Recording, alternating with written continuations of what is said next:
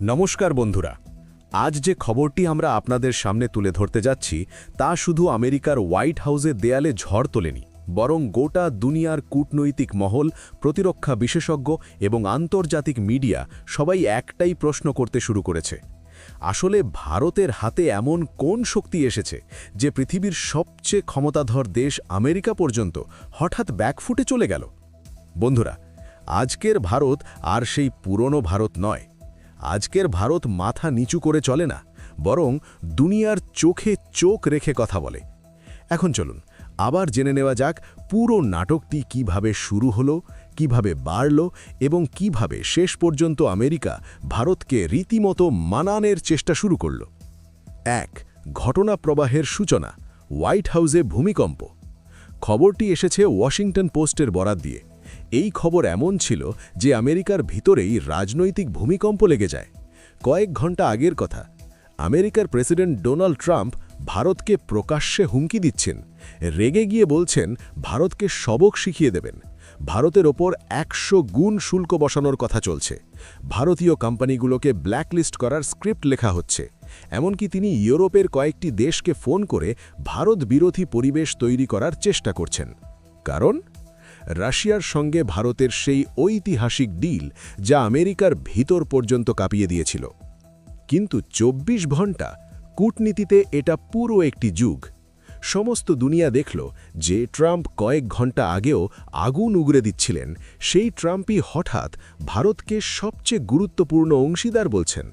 ভারত সফরে আগ্রহ দেখাচ্ছেন, ভারতের সঙ্গে সম্পর্ক নতুন উচ্চতায় নিয়ে যেতে চান বলে দাবি করছেন। অর্থাৎ হুমকি থেকে মুহূর্তেই বন্ধুত্ব, ব্যানের কথা বলার পরই মিটিংয়ের প্রস্তাব। এমন দ্রুত ইউটার্নে আমেরিকার নিজস্ব বিশেষজ্ঞরাও হতবাক। ৩. ভারতের মাস্টার স্ট্রোক, যা আমেরিকাকে হাঁটু গেড়ে বসতে বাধ্য করল। এবার চলুন আবার জেনে নেওয়া যাক ভারতের সেই অসাধারণ পাল্টা কৌশল কী ছিল। ভারত খুব স্পষ্ট ভাষায় আমেরিকাকে জানিয়ে দেয়, বন্ধুত্ব সমান মর্যাদায় হবে। চাপ বা হুমকি দেখালে ভারত একই ভাষায় উত্তর দেবে। এবং ভারত ৪টি বড় শর্ত রাখে। শর্ত ১. ভারতের ওপর সব ধরনের নিষেধাজ্ঞা অবিলম্বে প্রত্যাহার।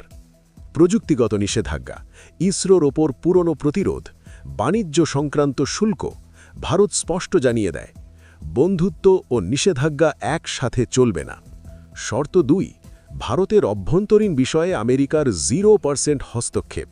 কাশ্মীর নিয়ে মন্তব্য নয়, মানবাধিকার পরানো নয়, ভারতের নিরাপত্তা বা সীমান্ত নিয়ে নসিহত নয়। ভারতের বার্তা ছিল, আমরা বন্ধু হতে পারি, কিন্তু মালিক নকর সম্পর্ক আর চলবে না। শর্ত ৩ এবং সবচেয়ে বিস্ফোরক, ভারতের জন্য ইউএনএসসিতে স্থায়ী সদস্যপদ এবং আমেরিকার খোলামেলা সমর্থন। এই শর্তে হোয়াইট হাউস থেকে নিউ ইয়র্কের ইউএন সদর দপ্তর পর্যন্ত হইচই পড়ে যায়। কারণ স্থায়ী সদস্যপদ মানে ভেটো পাওয়ার, আর ভেটো পাওয়া মানে বৈশ্বিক ক্ষমতার পুরো সমীকরণ বদলে যাওয়া। আমেরিকার একাধিপত্য প্রশ্নের মুখে। ভারত বলেছে, শুধু বক্তৃতা নয়, লিখিত সমর্থন চাই। প্রয়োজনে ভেটো ব্যবহার করেও ভারতের পাশে দাঁড়াতে হবে। এটাই ছিল আমেরিকার জন্য সবচেয়ে কঠিন শর্ত। শর্ত ৪. রাশিয়ার সঙ্গে ভারতের সম্পর্ক আমেরিকার নিয়ন্ত্রণে নয়। ভারত খুব স্পষ্ট ভাষায় জানায়, S-400 আমরা কিনেছি, ভবিষ্যতেও কিনব। রাশিয়ার তেল আমরা নিয়েছি, আরও নেব। প্রতিরক্ষা, বাণিজ্য এগুলো ভারতের স্বাধীন সিদ্ধান্ত। আমাদের পররাষ্ট্রনীতি নির্ধারিত হয় দিল্লিতে, ওয়াশিংটনে নয়। এই ভাষা আমেরিকা কোনো দিন ভারতের কাছ থেকে শোনেনি। এটাই বড় ধাক্কা। ৪. ট্রাম্পের বড় পরিবর্তন, ব্যবসায়ীর মতো অফার দেওয়া শুরু করা। যখন বুঝলেন চাপ কাজে লাগছে না, ভারত রাশিয়াকে ছাড়ছে না, ভারতের সঙ্গে সংঘাত আমেরিকার ক্ষতিই বাড়াবে, তখন ট্রাম্প শুরু করলেন লাল গালিচা নীতি। এবার আবার জেনে নেওয়া যাক সেই বিশাল অফারগুলো। অফার ১. ভারতকে F-35 স্টেলথ জেট দেওয়ার প্রস্তাব। এমন একটি অফার যা আমেরিকা সাধারণত কাউকে দেয় না, আর ভারতকে প্রস্তাব দেওয়া হয়েছে jet, technology transfer, software control, অস্ত্র সিস্টেম কাস্টমাইজেশন।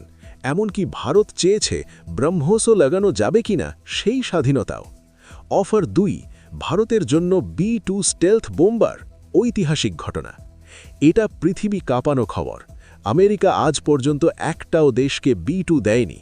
এই বোম্বার শত্রুর দেশে ঢুকে হামলা করে কেউ টেরও পায় না। ভারত পেলে এশিয়া প্যাসিফিকের পুরো ক্ষমতার মানচিত্র বদলে যাবে। চীন ও পাকিস্তান দুজনেই কাঁপতে থাকবে। 5. কেন আমেরিকা এতটা ঝুঁকল? কারণ চীন আমেরিকার জন্য সবচেয়ে বড় মাথা ব্যথা। South China sea, Taiwan, Indo Pacific সব জায়গায় আগ্রাসন, নৌবাহিনী শক্তিশালী, ক্ষেপণাস্ত্র ভাণ্ডার বিশাল। এখন এশিয়াতে আমেরিকার সবচেয়ে শক্তিশালী নির্ভরযোগ্য সহযোগী হতে পারে শুধুমাত্র ভারত। আর ভারত যদি রাশিয়া চীন ব্লকের দিকে চলে যায় তাহলে আমেরিকার বিশ্ব রাজনীতিতে জায়গা কমে যাবে। 6. এবং শেষ কথা, এটাই নিউ ইন্ডিয়া। আজকের ভারত কারোর হুমকিতে ভয় পায় না, নিজের স্বার্থে সিদ্ধান্ত নেয়, মিত্রতা চায় কিন্তু মাথা নত করে নয়, দরকার হলে আমেরিকাকেও শর্ত শুনিয়ে দেয়। এটাই নতুন ভারতের আত্মবিশ্বাস, এটাই নতুন কূটনীতি। শেষ কথা বন্ধুরা, এটাই পুরো ঘটনাক্রম। এটা শুধু একটা নিউজ নয়, এটা নতুন ভারতের পরিচয়। ভারত, আমেরিকা, রাশিয়া, চীন এই 4 দেশের খেলায় আগামী দিনে ভারতই সবচেয়ে বড় ভূমিকা নিতে চলেছে।